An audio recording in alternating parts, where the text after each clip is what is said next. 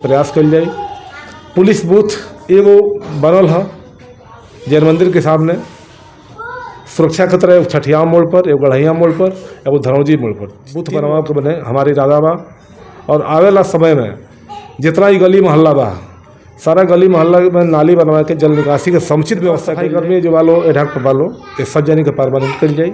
2012 में एगो अमन के संगठन बनौनी जा, संगठन का नाम रहा जनहित सेवा समिति। पहला सामूहिक विवाह के कार्यक्रम हमने के करौने जा।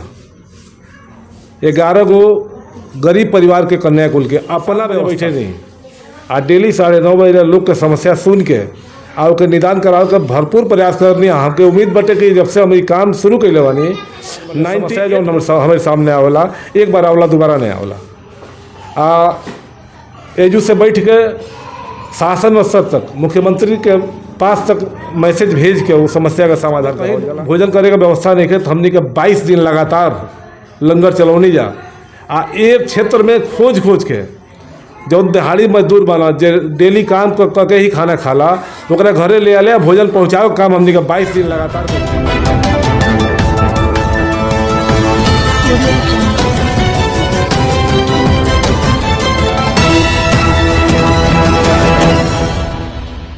नमस्कार, हम बानी दिलीप दीवाना युवा कबीर व देख रहल बानी भोजपुरिया माटी के लाल।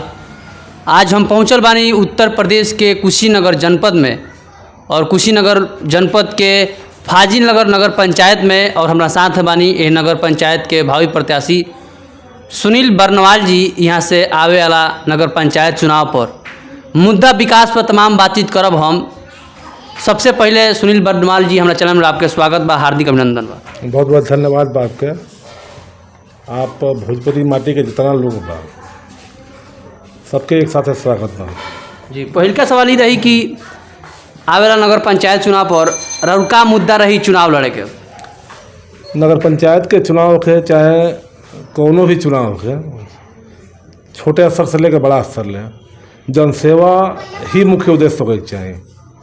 आज ले हम लगभग 20 साल से हिंदू युवा वाहिनी के कार्यकर्ता, कबू नया पंचायत के अध्यक्ष रहनी, फाउंडर मेंबर हैं हम हिंदू युवा वाहिनी के। अपने हाथ से संगठन के आदेश पर लगभग 15,000 कार्यकर्ता इस फाजिलनगर ब्लॉक में बनौले बनी। हम फाजिलनगर ब्लॉक में जब कार्यकाल हमारा अच्छा लगल, कुशीनगर में कार्यकर्ता सम्मेलन भइल, उनमें मुख्य अतिथि जोगी जी रहनी, जेबरा प्रदेश के मुखिया बनी। वो जो बेस्ट ब्लॉक अध्यक्ष के उपाधि हमके मिलल रहे, जोगी जी के द्वारा सम्मानित कल गई रहे। एगो देवी पाटन मंडल में मीटिंग भइल रहे, जोगी जी वहाँ अपनी मुँह से कहनी कि अगर संगठन के वास्तविक रूप से चलावे और दिशा निर्देश देवे के आ संगठन के बढ़िया से चलावे के अगर काम के अगर कोनो अध्यक्ष करता तो फाजिलनगर के ब्लॉक अध्यक्ष वो जो हमारे वहाँ का नाम ले ले अपने जी बिल्कुल। अगला सवाल ये रही कि ये नगर पंचायत में अभी रउआ कौन कौन कमी दिखाई दे रहा है विकास के क्षेत्र में, शिक्षा के क्षेत्र में, अभी स्वास्थ्य के क्षेत्र में का अभी कमी दिखाई दे रहा है? नगर पंचायत जब से अभी तक नया नगर पंचायत बनल है, नगर पंचायत के मांग हमने के 2009 में कैलर नहीं जा। बहुत सारी समस्या नगर पंचायत में रहल। सबसे बड़ा समस्या जल निकासी के। आज भी फाजिलनगर के कंडीशन ये बात, फाजिलनगर के हर घर के लोग जल निकासी के अभाव में सड़क पर गंदा पानी बहता, लोग अपना अपना घर में सोख्ता का प्रबंध करता, लेकिन सोख्ता जानते बनी 14,000-15,000 रुपये ला के लोग बनवाता, लेकिन 2 महीना 4 महीना बाद भर जाता। सबसे लम्हर समस्या पानी के निकास के। दूसरा समस्या ये बटे कि फाजिलनगर बाजार कुशीनगर के वो बाजार है जौना बाजार में 60% महिला बाजार करे आवेली हर स्तर पर। जी बिल्कुल। और फाजिलनगर में कानून व्यवस्था जब से सरकार जोगी जी के आयल बा काफ़ी सुधार भइल बा, लेकिन और सुधार होके एक प्रयास करब हम। चुनाव लड़े से पहले राउरे क्षेत्र खाती, गरीब लाचार खाती, चाहे कोनो गरीब बिटिया खाती का योगदान रहल बा राउर क्षेत्र में? जनता आखिर रउआ के काहे मौका कर दे सेवा करे के? 2012 में एगो अमन के संगठन बनौनी जा, संगठन का नाम रहा जनहित सेवा समिति।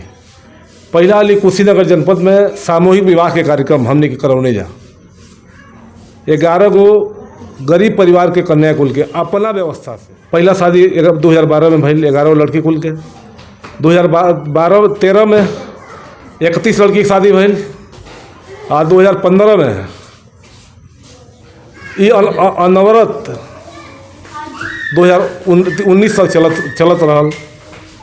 20 में लॉकडाउन आयल, तब से वो कार्यक्रम बंद बा, लेकिन हमने के प्रयास बा जे फिर वो कार्यक्रम कोरोना महामारी में चाहे कोनो आपदा में क्षेत्र खातिर का योगदान रो जी जी। जब कोरोना में पहला लॉकडाउन लगल रहे, रात में जब हमने के सड़क पर निकलल जाओ तो हले खतरा तो देखल जाओ कंडीशन ही जे सैकड़न की संख्या में मजदूरन के जत्था पैदल आवे, देख के बहुत कष्ट भइल। ये जो स्टेट बैंक के बगल में हमन के विचार करी जाती जना मिल के, एगो हमारे सहयोगी बना संजय साई वकील, हमन एजुकेटिव वालों को दुकान बा, जो रुपया तो आदमी कमाता अपना परिवार खतरा, लेकिन सामने भूखे लोग नंगा पाँव पैदल इस सड़क पर चलता, कहीं भोजन करे का व्यवस्था नहीं है। तो हमने के 22 दिन लगातार लंगर चलौनी जा आ एक क्षेत्र में खोज के जो दिहाड़ी मजदूर बना जे डेली काम करके ही खाना खाला, ओकरा घरे ले आले भोजन पहुँचाओ काम हमने के 22 दिन लगातार करनी जा। आज वो फेसबुक पर हमने के वीडियो हुई, हमने के फोटो बा आ सगरी के बाद ये बाजार के लोग इतना अच्छा लोग बा, हमन के तो शुरू करेंगे छोटा व्यवस्था से, लेकिन ये कार्यक्रम इतना भव्य हो गई जे मैंने 22 दिन में हमन के बुझाइल जे 4000-5000 लोग के डेली भोजन करावल जाओ। आ भोजन करवाला के बाद सारा टीम के लोग कोरोना पॉजिटिव हो गई, उनमें हम हो गई कोरोना पॉजिटिव। बाद में अथी आइसोलेट भई नहीं हम 19 दिन बाद फिर अब ठीक हुई नहीं जी। तो कोरोना में हमने के प्रबंध ही रहल बा। बिल्कुल। अगला सवाल ये रही कि अगर जनता रउआ के सेवा करे के मिलता तो ये क्षेत्र खातिर रोजगार के मामला में, शिक्षा के मामला में, स्वास्थ्य के मामला में का सोचले बानी तकदीर आ तस्वीर के बारे में फाजिल नगर पंचायत के जनता खातिर और ये क्षेत्र खातिर? जी जी, ये बात सही बटे, बहुत सही सवाल बा। अगर मौका मिली, आज तक हमन के जनता के ही सेवा कैले बानी जा। हॉस्पिटल पर कहीं भी अगर कोनो बात होला, हॉस्पिटल पर अगर मरीज आवेला तो सबसे पहले जाके वो मरीज के समुचित इलाज करावल जाला। कहीं भी अगर कोनो दिक्कत होला तो साथे खड़ा होकर जाला। के डेट में जहाँ बैठल बनी ये हमार कार्यालय है, तहसील का कैंप कार्यालय है। ये जो हम सुबह 7 बजे बैठे नहीं आ डेली 9:30 बजे लोग के समस्या सुन के और के निदान करावे के भरपूर प्रयास करनी। हमके उम्मीद बटे कि जब से हम ये काम शुरू कैले बानी 98% हमारे मैंने समस्या जो हमारे सामने आवेला, एक बार आवला दोबारा नहीं आवला। एजू से बैठ के शासन स्तर तक मुख्यमंत्री के पास तक मैसेज भेज के वो समस्या का समाधान विकास के तो जौना हिसाब से जहाँ जौन चीज़ के व्यवस्था करे हुई, अगर हम अध्यक्ष बन जाता नहीं तो निश्चित रूप से वो में कहीं कोनो कोर कसर नहीं छोड़ जाए जी। का सोचल मैंने विकास के क्षेत्र में, रोजगार के मामले में क्षेत्र खातिर चाहे? जी जी। अभी एढाक पर सफाई कर्मी रखल गए लो नगर पंचायत में, नया नगर पंचायत बनल। SDM जो का प्रशासनिक अध्यक्ष अधिकारी बना। जितना सफाई कर्मी जो वालो एढाक पर वालो ये सब जानी के परमानेंट कर जाए। एढाक पे जो कलर कुलो वालो जो काम करता ओके बढ़िया से नियुक्ति निकाल के वो लोग के उनमें समावेश कर जाए। जो पुरान बाग सफाई कर्मचारी चाहे क्लर्क चाहे जो भी नगर पंचायत के दायरा में होता वो लोग के व्यवस्थित कर जाए परमानेंट। पुलिस बूथ एगो बनल है जैन मंदिर के सामने, सुरक्षा खतरा है छठिया मोड़ पर, एगो गढ़ैया मोड़ पर, एगो धनौजी मोड़ पर 3 गो और पुलिस बूथ बनवा के बने हमारी इरादा बा। और आवेला समय में जितना ही गली मोहल्ला बा सारा गली मोहल्ला में नाली बनवा के जल निकासी के समुचित व्यवस्था कर। जैसे ठेला पट्टी वाला बने, पटरी वाला वालों ये लोग आज मारल फेरता लोग, कब उठा के इसे उठा के होने कल जाता और उससे उठ के फिर रोड पर चले जाता लोग। ये लोग के उचित व्यवस्था ऐसा कर लीजिए, ये लोग का रोजी रोजगार भी कायदे से चले, असुरक्षित रहे लोग। बड़ा ओवरब्रिज आप देख लीजिए, बड़ा ओवरब्रिज की कहानी पर डे पुलिस वाला लोग जाके वैसे हटावे ला लो, फिर ले के लगा दिला लो ठेला लो। चूँकि सड़क ठेला ठेल के चला वाला व्यापार है, लेकिन अस्थाई भी लगा के अपन 2 रोटी अच्छा से कमा ले लो, अपना परिवार के लोग खिया ले लो, ये तरह की व्यवस्था जरूर कर लिया हमने। सवाल ये रही कि ये फाजिल नगर पंचायत में फिलहाल में कौन कौन गाँव सम्मिलित भइल बा और कितना वार्ड बाड़ी से कितना लगभग वोटर हुई हैं? फाजिल नगर पंचायत में गाँव बा 8 गो, जौन में एक ठो चिरागी गाँव बा, वो जो जनसंख्या नहीं है बिल्कुल।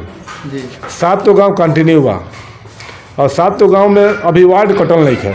नया चूँकि नगर पंचायत हो, वार्ड कटे के प्रक्रिया लगल बा और एजू लगभग 19 से 20 हज़ार वोटर बढ़न। 19 से 20। हाँ, गांव बाटे धनौजी बा, धनौजी खुर्द बा, फाजिल नगर बा, गढ़िया बा, पटखौली बा, छठियाव बा, काजीपुर बा। हाँ, 7 गाँव बा। बिल्कुल। और लास्ट में आवेला नगर पंचायत चुनाव पर आम जनमानस से, जनता से का अपील करें, का निवेदन करें, का निहोरा करें, का संदेश देवल चाहे? विगत 20 साल से हम जनता के सेवा ही कर चलिए बनी। कहीं भी अगर समस्या आवला, चूँकि वो हिंदू युवा वाहिनी कार्यकर्ता हैं हम, हिंदू युवा वाहिनी कार्यकर्ता होने के नाते एगो हमनी के लक्ष्य बा हिंदुत्व और विकास। हिंदुत्व जहाँ भी हिंदू समाज के ऊपर कहीं भी अगर विपत्ति आयल बा 2010 से लेकर 2002 से लेकर ये वाले कहीं केहू के दरवाजा पर हिंदू समाज के लोग ना जाला, चाहे वो कोनो समाज से हो। हम लोग के दूसरे जाति में ना बांट के ना देखिले, हम लोग के हमेशा हिंदू के ही रूप में देखिले। अगर जानकारी हो जाला कि अगर सबसे दबा कुचला समाज हमारा समाज हिंदू समाज के लोग बा, तो अगर सामने को समस्या बा, अगर वो आवे के रूप में हमारे लगे नहीं संभव हो पाओ तो हम लोग दुआरी बजा कर मदद करीले। आए वाले अभी अब 5 दिन पहले कहानी आपसे बताओ तनी, कोई लसवा में एक तो हिंदू समाज में मुसहर जात के एगो महिला जाके जो रोवत रहे थाने पर जाके कि हमारा बेटी की शादी करे के बा, पैसा नहीं खेल लड़का फैका हमने देख ले बन जा। तो वो महिला के थाना से आश्वासन जब मिलल एस्तो भी बहुत अच्छा बा नहीं जो, लेकिन हमारे सामने जब मामला आयल तो से कहनी जे 21,000 रुपया तारा बेटी की शादी में हमने की मदद करब जा।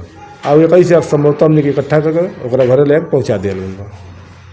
तो यहाँ के रहनी हमारा साथ में फाजिल नगर नगर पंचायत के अध्यक्ष पद के पावी प्रत्याशी सुनील बर्नवाल जी